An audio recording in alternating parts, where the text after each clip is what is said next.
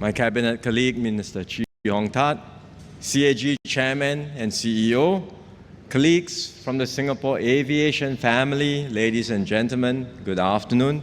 And I'm very happy to join all of you today to break ground, finally, for Changi Terminal 5.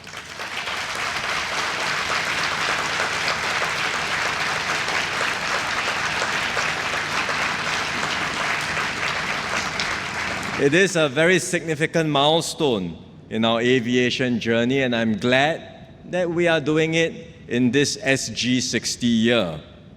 Because the Changi story is very much a reflection of the Singapore story. It's a story where we continue to defy the odds, exceed all expectations, and keep on striving to reach greater heights. Changi nearly didn't happen. We used to operate from Paya Lebar Airport, and in the 70s, when Paya Lebar Airport was straining to accommodate the growing air traffic, consultants came along and they recommended expanding Paya Lebar and building a second runway there. They said that relocating to Changi would be too expensive. They doubted that there would be enough demand for air travel to justify this move, particularly at a time when the world was still feeling the impact of the 1973 oil crisis. So expanding Paya Lebar Airport was the preferred, more cost-effective option at that time. Luckily, we decided on a different path. Not that consultants are always wrong. Sometimes they give good recommendations. But in this case, and indeed, if you just look at numbers alone, if you just look at cost-effective, cost-benefit ratios, I would imagine expanding Paya Lebar would have been a more prudent choice, an easier decision to make. But luckily, we decided on taking a different path. Our pioneers made the bold decision at that time to move to Changi and to build Changi. They had the foresight to think not just 1 or 2 years, but decades ahead. They anticipated that demand for air travel would grow and that Changi would provide more space. It was a better location for us to build a new airport. And that's why we proceeded with Changi, and generations of Singaporeans have since been part of this Changi story. We've continued to expand and upgrade Changi now to its current 4 terminals. We've reimagined what the airport could be with Jewel. And we've been through ups and downs in this journey, including going through the darkest days of COVID and emerging stronger together now. So like Singapore, this improbable nation we have, Changi too has defied the odds to thrive and succeed beyond all expectations. In the process, Changi has also transformed Singapore. It has connected our small island nation to the world and brought the world to Singapore. And this connectivity has powered our growth as an air hub, driving industries like tourism, aerospace, and logistics. The aviation ecosystem now contributes 5% of our GDP and creates and sustains many good jobs for Singaporeans. It has also enabled homegrown brands like CAG, SIA, and SETS to soar globally. Changi has also become a source of pride for all of us in Singapore. It has been named the world's best airport by Skytrax again last month. It's the only airport in the world to receive this award 13 times. It's not just clean and efficient and a means for air travel, it's also an attraction in its own right. Many people have contributed to the success of Changi Airport. Many of you are here today, so thank you all for your contributions and hard work.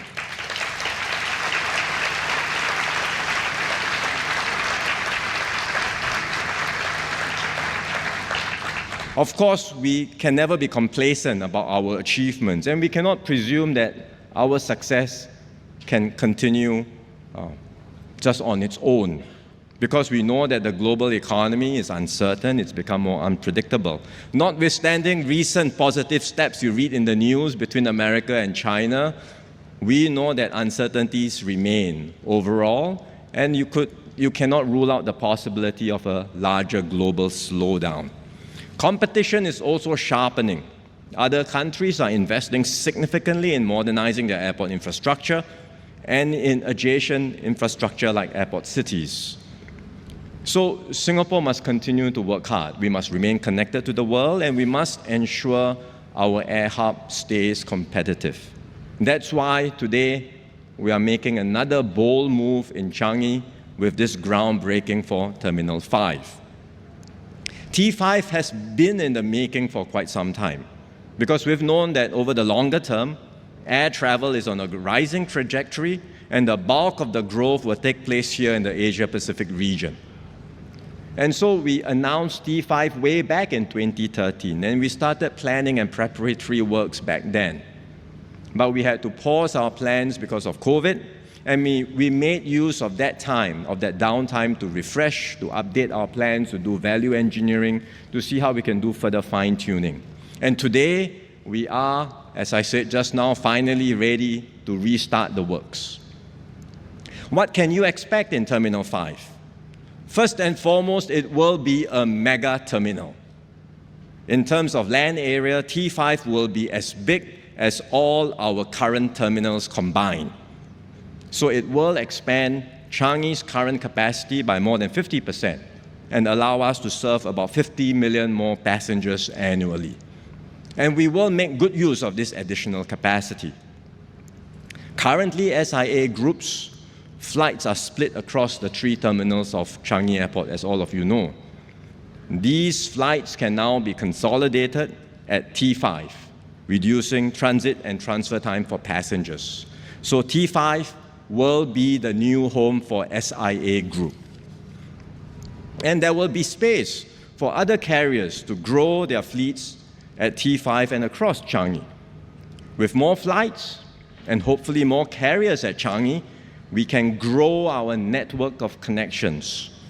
Now Changi has around 170 city links.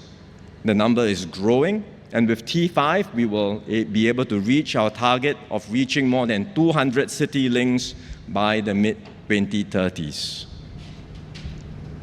T5 is not just about size. It will be a smart terminal.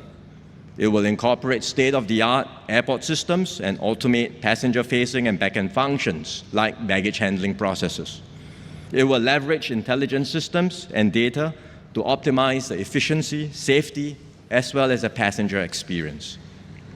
T5 will be a sustainable terminal.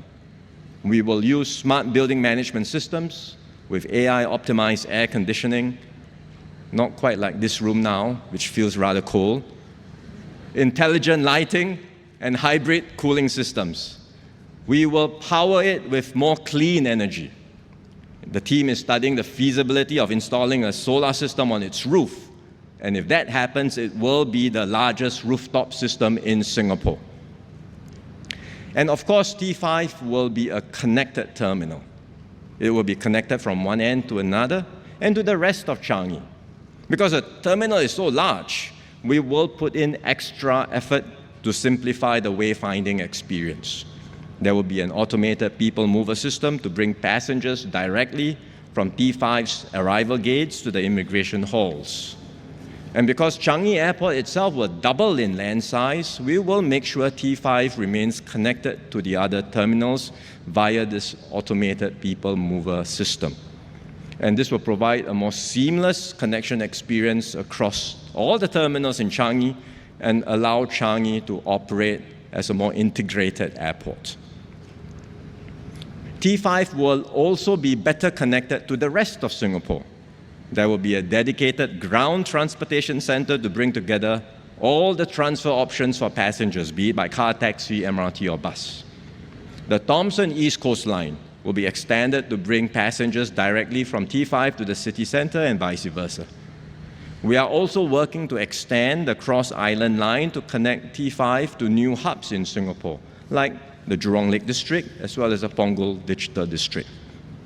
And there will be new possibilities for travel beyond Singapore, because through the Thomson East Coast Line, we can connect T5 to the upcoming JB Singapore Rapid Transit System, or the RTS Link Terminal at Woodlands North. And because T5 will be closer to the Tanah Merah Ferry Terminal, we can also explore seamless air-sea transfers to destinations in neighboring countries. Beyond the airport itself, T5 is also part of the wider Changi East development. And there are two major areas here in this Changi East development. The first is Changi East Industrial Zone. This will increase Singapore's air cargo handling capacity significantly, and it will strengthen our attractiveness as an integrated logistics hub and reinforce our status as a competitive and vibrant air hub. The second is Changi East Urban District. This is a new lifestyle and business hub located right at the doorstep of T5. Concept planning for this is underway, and we are studying how to create new spaces for international visitors and Singaporeans to connect, work, and play. T5 will be a multi-year project spanning multiple terms of government, and it will bring many more opportunities for Singaporeans. The construction itself of T5 is a significant complex engineering project, and our local businesses will have the opportunity to participate in this process. Some already are involved in some of the ongoing works. And when T5 is operational, there will be more demand for services and workers, both in the airport as well as in other industries which will grow together with it. This will provide more jobs for Singaporeans, requiring skill sets in new areas like data science, robotics, and sustainability. We are making this bold move to keep Changi ahead because, like our forefathers who chose to build Changi, we dare to dream big and aim high today. Because we are planning for the longer term and because we have built up the resources we need to invest in this project and to turn our plans into reality. Most of all, we have confidence in making this bold move because of our people. Because we have a capable, dedicated, and resilient aviation community, all of you here today, working together as one aviation family. You are always striving to do better, to excel, and to make Singapore a vibrant air hub. You are the secret sauce behind Changi's success. So I say to all of you, keep up the good work, and may your spirit continue burning brightly to take Changi and Singapore aviation to even greater heights. Thank you very much.